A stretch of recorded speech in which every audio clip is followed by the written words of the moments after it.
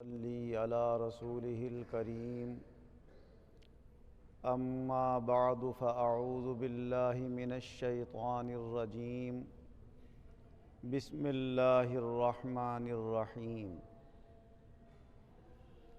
ثم عفونا عنکم من بعد ذلکم لعلکم تشکرون۔ اللہ تبارک و تعالی اپنے کلام عظیم میں ارشاد فرما رہا ہے کہ بنی اسرائیل کی بڑی بڑی غلطیوں کے بعد بھی ہم نے ان کو معاف کر دیا، اور ہم نے ان سے کہا کہ ہم تمہیں اس لیے معاف کر رہے ہیں تاکہ تم اللہ کے شکر گزار بندے بن جاؤ۔ اللہ تبارک و تعالی اس مبارک آیت میں اور اس سے پہلی آیتوں میں حضرت موسیٰ علیہ السلام کی قوم، جنہیں بنی اسرائیل کہا جاتا ہے اور یہودی بھی کہا جاتا ہے، ان کے بہت سارے احوال اس نے ذکر فرمائے کہ کیسی کیسی اللہ نے ان پر نعمتیں نازل کیں اور وہ قدم قدم پر ناشکرے ثابت ہوئے اور اللہ تبارک و تعالی کے حکم کی خلاف ورزی کرتے رہے۔ پھر بھی اللہ تعالیٰ فرماتا ہے کہ تمہاری ان ساری حرکتوں کے بعد بھی ہم نے تمہیں اس لیے معاف کر دیا تاکہ تم اللہ کے شکر گزار بندے بن جاؤ۔ حضور نبی اکرم صلی اللہ علیہ وسلم حدیث پاک میں ایک واقعے سے بھی یہ بات ظاہر فرماتے ہیں کہ اللہ کے جو بندے شکر گزاری کرتے ہیں، اللہ تعالیٰ ان کی نعمتوں کو برقرار رکھتا ہے اور ان میں اور زیادہ اضافہ فرما دیتا ہے، اور جو اللہ کی نعمتوں کو پہچانتے نہیں اور اللہ کے حکم کی خلاف ورزی کرتے ہیں تو کبھی کبھی ان سے وہ نعمتیں چھین بھی لی جاتی ہیں اور انہیں پھر ویسے ہی حال میں کر دیا جاتا ہے جیسے وہ پریشانی کی حالت میں پہلے تھے۔ حضرت ابو ہریرہ رضی اللہ عنہ سے روایت ہے کہ حضور صلی اللہ علیہ وسلم نے ارشاد فرمایا کہ پہلی امتوں میں 3 لوگ تھے، اللہ تعالیٰ نے ان کا امتحان لینا چاہا تو اپنے ایک فرشتے کو بھیجا کہ جاؤ ان تینوں کا امتحان لے کر آؤ۔ ایک شخص ان میں سے برس کی بیماری میں مبتلا تھا، جو سفید داغ بدن پہ پڑ جاتے ہیں۔ ایک جس کو گنج کی بیماری تھی، سر کے اندر ایک عجیب سا کھردرا پن پیدا ہو جاتا ہے، بال صاف ہو جاتے ہیں اور پانی وانی نکلنے لگتا ہے سر سے، اسے گنج کی بیماری کہتے ہیں، وہ تھی اس کو۔ اور ایک نابینا تھا، آنکھوں سے دکھتا ہی نہیں تھا۔ تو وہ شخص برس کی بیماری والے کے پاس انسان کی شکل میں آیا، اللہ کا فرشتہ، اور آ کر کہنے لگا، اے اللہ کے بندے، تجھے کیا چیز زیادہ پسند ہے؟ تو اس نے کہا، مجھے یہ پسند ہے کہ میری جو برس کی بیماری ہے یہ دور ہو جائے۔ اللہ کے حکم سے اس فرشتے نے اس کے بدن پہ ہاتھ پھیرا، وہ فوراً ٹھیک ہو گیا۔ پھر اس نے معلوم کیا کہ ان دنیا کے مالوں میں سے تمہیں کون سا مال زیادہ پسند ہے؟ تو اس نے کہا، مجھے اونٹ زیادہ پسند ہے۔ تو اس نے ایک 51 اونٹنی اسے دی اور اس کے لیے برکت کی اس میں دعا کی کہ اللہ تجھے اس میں خیر و برکت دے۔ پھر وہ گیا اس شخص کے پاس جسے گنج کی بیماری تھی، اس سے کہا، تجھے کیا پسند ہے؟ اس نے کہا، میرے سر کے یہ بیماری دور ہو جائے، میرے بال درستگی کے ساتھ سر پر آ جائیں، میرے لیے اور اس سے بہتر کیا ہے؟ اس نے اس کے سر پر ہاتھ پھیرا، اللہ نے اس کی بیماری دور کر دی اور سر کے اوپر بہترین قسم کے بال آ گئے۔ تجھے مال کیا پسند ہے؟ اس نے کہا، مجھے گائے زیادہ پسند ہے۔ اس کو ایک 51 گائے دی اور اس کے لیے خیر و برکت کی دعا دی اور فرشتہ چلا گیا۔ اب آیا وہ نابینا کے پاس، اس سے کہا، تمہیں کیا پسند ہے؟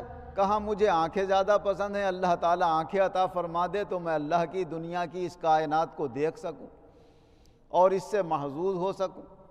فرشتے نے اس کی آنکھوں پہ ہاتھ پھیرا، اللہ نے اس کی آنکھیں ٹھیک کر دی۔ اس نے کہا، تجھے مال کون سا زیادہ پسند ہے؟ کہا، مجھے بکریاں زیادہ پسند ہیں۔ اس کو ایک 51 بکری دے دی اور اس کے لیے دعا دی، خیر و برکت کی، اور فرشتہ چلا گیا۔ پھر کچھ زمانے کے بعد اللہ کو ان کا امتحان لینا ہوا۔ اونٹ والا اونٹوں سے خوب مالدار ہو گیا، گائے والا گایوں سے خوب مالدار ہو گیا، بکری والا خوب بکریوں سے مال و متاع سے دولت مند ہو گیا۔ اب یہ اللہ کا فرشتہ اللہ کے حکم سے کچھ سالوں کے بعد پھر اللہ کی طرف سے ان کے امتحان کے لیے آیا۔ پہلے اس کے پاس گیا جو پہلے برص کی بیماری میں مبتلا تھا اور جس کو اونٹ دیا تھا، اس سے جا کر کہنے لگا انسان کی صورت میں کہ میں ایک مسافر آدمی ہوں، میرے پاس اپنے گھر تک پہنچنے کا کوئی راستہ نہیں ہے، اگر آپ مجھے ایک اونٹ عنایت فرما دیں تو میں کسی نہ کسی ذریعے سے اپنے گھر تک پہنچ جاؤں، اور یہ اونٹ لے جائے تو اونٹ پہ بیٹھ کے چلا جاؤں۔ ارے بھائی اتنا مانگ رہے ہو تم، پورا کا پورا اونٹ مانگے لے رہے ہو؟ کہ بھائی تمہیں بھی تو اللہ نے عطا فرمائے ہیں یہ اونٹ، تم بھی تو پہلے غریب تھے، محتاج تھے، اگر ایک اونٹ اللہ کے نام پر دے دو گے تو کیا کمی آ جائے گی؟ ارے کیسی باتیں کر رہا ہو، ہم کوئی غریب تھے؟ ہم تو باپ دادا سے ایسی دولت مند چلے آ رہے ہیں، ہمارے یہاں کبھی کوئی کمی نہیں رہی ہے، تم ہمیں بیوقوف بنا کے لے جانا چاہتے ہو؟ چلو جاؤ اپنا کام کرو۔ تو اس نے کہا بھائی اگر تم جھوٹ بول رہے ہو تو اللہ تمہیں ویسی کر دے جیسے پہلے تھے۔ وہ سارے اونٹ تباہ برباد ہو گئے، سارا کاروبار برباد ہو گیا، اور پھر اسی حالت پہ آ گیا جیسے پہلے تھے۔ پھر گیا اس کے پاس جسے گنج کی بیماری تھی، اور اس سے جا کر کہا کہ بھائی تمہارے پاس اتنی گائیں ہیں، میں مسافر آدمی ہوں، اس میں سے ایک آدھ گائے مجھے دے دو، بیچ کر یا کسی ذریعے سے میں اپنے گھر تک پہنچ جاؤں گا۔ تو اس نے کہا ارے تمہارا منہ تو بڑا پھیلا ہوا ہے، پوری گائے مانگے لے رہے ہو، تھوڑا بہت کوئی مانگتے تو دے دیا جاتا۔ کہ بھائی اللہ نے تمہیں بھی تو دیا ہے، پہلے تم بھی تو غریب تھے، محتاج تھے، اگر ایک دے دو گے تو کیا پریشانی کی بات ہے؟ کہا کیسی باتیں کرتے ہو، ہم تو ہمیشہ سے دولت مند چلے آ رہے ہیں، ہمارے یہاں تو باپ دادا سے ایسی ہی دولت کے انبار ہیں، ہمیں بیوقوف بنا کر لے جانا چاہتے ہو؟ اور اسے ڈانٹ کے بھگا دیا وہاں سے۔ تو فرشتے نے دعا دی، بد دعا دی اسے کہ اگر تو جھوٹ بول رہا ہے تو اللہ تجھے ویسی کر دے جیسے پہلے تو تھا۔ وہ بھی تباہ و برباد ہو گیا۔ اب آیا اس کے پاس جو پہلے نابینا تھا، جس کو بکری دے کر گیا تھا، وہ کہا کہ بھائی اللہ نے تمہیں اتنا مال و دولت عطا فرمایا ہے، ایک آدھ بکری ہمیں دے دو، اس میں سے ہم بیچ باچ کے اپنے گھر کو چلے جائیں گے، مسافر آدمی ہے، بڑے پریشان ہیں۔ تو اس نے بھائی ایک بکری کیا، جتنی چاہو اس میں سے لے لو، سب اللہ ہی کا دیا ہوا ہے، میرا کیا ہے اس میں؟ تو فرشتہ بڑا خوش ہوا ان کی اس بات سے،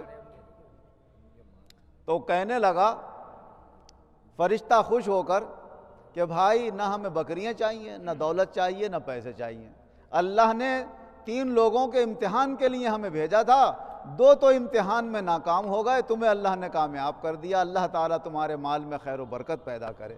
اس کے یہاں خیر و برکت رہی، اچھی حالت میں رہا، اور پہلے لوگ برباد ہو گئے۔ اللہ تبارک و تعالیٰ نے اس مبارک حدیث کے ذریعے اپنے بندوں کو خبردار کیا کہ دیکھو ہمارا امتحان دونوں طرح سے ہوتا ہے، نعمتیں دے کر بھی امتحان لیتے ہیں اور نعمتیں چھین کر بھی امتحان لیتے ہیں۔ بندہ وہی کامیاب ہے جو اللہ کی رضا کو سمجھے کہ میرا مولا راضی کس بات سے ہوگا۔ تو جو اللہ کی رضا کے طالب ہوتے ہیں اور اس کی رضا کے مطابق زندگی گزارتے ہیں، اللہ تعالیٰ ان کی دنیا بھی پرسکون گزرواتا ہے اور ان کی آخرت بھی کامیاب ہوتی ہے۔